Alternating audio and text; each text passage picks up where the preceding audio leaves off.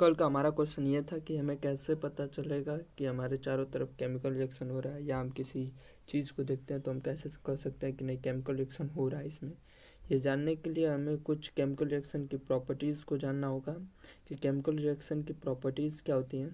Chemical reaction की पहली property होती है evolution of gas. Evolution of gas का मतलब होता है कि गैस का निकलना। जब भी केमिकल रिएक्शन होगा तो गैस निकलेगा। और दूसरी प्रॉपर्टी होती है फॉर्मेशन ऑफ प्रेसिपिटेट। प्रेसिपिटेट का बनना। प्रेसिपिटेट क्या होता है आप हमें कमेंट में बताइए, हम इसे अगले वीडियो में बताएंगे कि प्रेसिपिटेट क्या होता है। तीसरी प्रॉपर्टी होती है चेंज इन कलर। कलर में बदलना। जैसा कि आप सभी जानते हैं कि जब भी केमिकल रिएक्शन होगा तो कलर बदलेगा, में भी हो सकता है। Change in temperature. टेम्परेचर में परिवर्तन होगा। Change in state. इनमें से कोई भी प्रॉपर्टी आपको कहीं भी दिख जाए, कहीं भी केम होते हुए, तो आप समझ जाइए कि वहाँ पे केमिकल रिएक्शन हो रहा है। या तो वो गैस का निकलना हो सकता है, पहली प्रॉपर्टी एवोल्यूशन ऑफ गैस का मतलब कि गैस का निकलना। फॉर्मेशन ऑफ प्रेसिपिटेट, प्रेसिपिटेट का बनना। मैं शॉर्टकट में प्रेसिपिटेट को समझा देता हूँ। प्रेसिपिटेट मतलब कि केमिकल रिएक्शन में, केमिकल रिएक्शन के दौरान कुछ भी जो बैठ जाता है केमिकल रिएक्शन के नीचे, उसे प्रेसिपिटेट कहते हैं। चेंज इन कलर, कलर में बदलना। चेंज इन टेम्परेचर, टेम्परेचर में बदलना। Change in state. इनमें से कोई भी एक प्रॉपर्टी आपको कहीं भी दिख जाए तो समझ जाइए कि केमिकल रिएक्शन हो रहा है। और आज हम पढ़ेंगे केमिकल इक्वेशन कि केमिकल इक्वेशन होता क्या है। अगर बेसिकली मैं बताऊं तो केमिकल इक्वेशन बहुत ही आसान चीज़ है, कुछ होता नहीं है उससे। आप सिंपली समझ लीजिए सिंबल सिंबल एक सेकेंड, एक सेकेंड रुक जाइए। मैं कहा था केमिकल इक्वेशन क्या होता है। केमिकल इक्वेशन बेसिकली होता क्या है, देखिए सिंबल और फार्मूला का यूज़ करके केमिकल रिएक्शन को रिप्रेजेंट करने के मेथड को ही हम क्या बोलते हैं, केमिकल इक्वेशन। समझ गए होंगे कि केमिकल इक्वेशन होता क्या है। चलिए ठीक है, एक बार डिफिनीशन देख लेते हैं। The method of representing chemical reaction with the help of symbol and formula of the substance involved in it is known as chemical equation।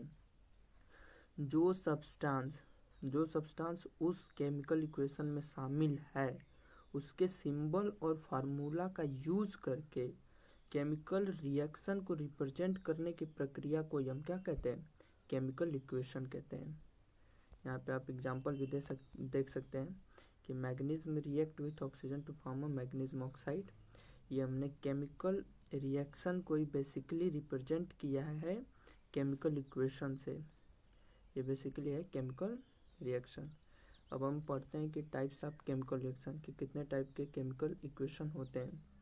और अब हम बात करेंगे टाइप्स ऑफ केमिकल इक्वेशन की। तो बेसिकली दो टाइप के केमिकल इक्वेशन होते हैं, एक बैलेंस केमिकल इक्वेशन, एक unbalance chemical equation. Balance chemical equation की हम बात करें तो balance chemical equation has an equal number of atom of different element in a reactant and product. Balance chemical equation वो है जिसमें नंबर ऑफ एटम जो होते हैं रिएक्टेंट के और प्रोडक्ट के इक्वल होते हैं।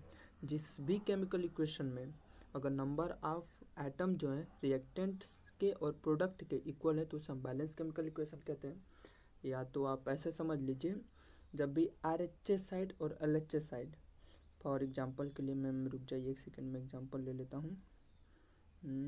मैग्नीशियम वाला ले लेते हैं। जब भी ये क्या है हमारा एल एच एस है,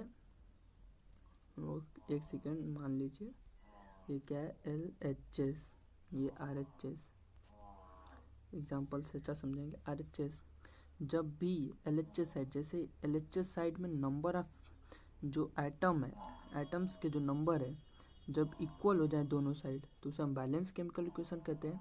और जब number of atom L H S side और R H S side equal नहीं होते हैं तो उसे हम अनबैलेंस केमिकल इक्वेशन कहते हैं। एक सेकेंड रुकिए, मैं आप लोगों को अब डिफिनीशन बता देता हूँ दोनों का। आप लोगों ने बैलेंस केमिकल इक्वेशन जानी। Unbalance chemical equation, unbalance chemical equation has an unequal number of atom of one or more element in reactant and product। Unbalance chemical equation में जो नंबर ऑफ एटम्स होते हैं एलिमेंट्स के वो equal नहीं होते reactant और प्रोडक्ट में।